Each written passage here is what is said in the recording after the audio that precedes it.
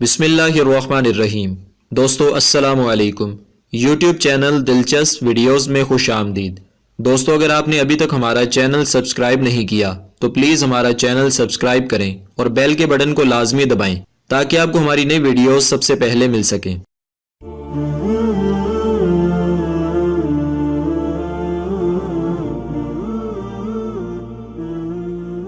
دوستو آج کی ہماری ویڈیو کا موضوع یہ ہے کہ حضرت یعقوب علیہ السلام کی ایمان افروز وفات کے چند پہلو کیا تھے اور آپ نے کیا وصیت فرمائی تھی۔ دوستو تاریخ لکھنے والوں کا بیان ہے کہ حضرت یعقوب علیہ السلام مصر میں اپنے فرزند حضرت یوسف علیہ السلام کے پاس 24 سال تک نہایت آرام و خوشحالی میں رہے۔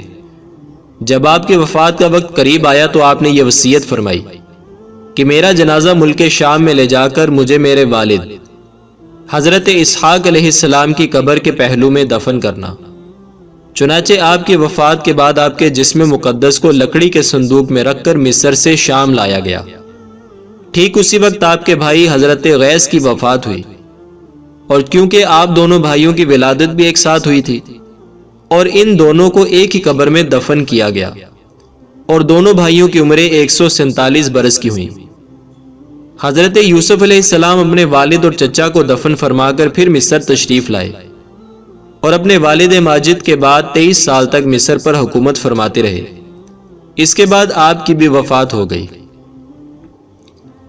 جب حضرت یوسف علیہ السلام کی وفات ہوئی تو آپ کی وفات کے بعد آپ کے مقام دفن میں سخت اختلاف پیدا ہو گیا۔ ہر محلے والے حصول برکت کے لیے اپنے ہی محلے میں دفن کرنے پر اصرار کرنے لگے۔ آخر اس بات پر سب کا اتفاق ہو گیا کہ آپ کو بیچ دریائے نیل میں دفن کیا جائے تاکہ دریا کا پانی آپ کی قبر منور کو چھوتا ہوا گزرے اور تمام مصر والے آپ کے فیض و برکات سے فیض یاب ہوتے رہیں۔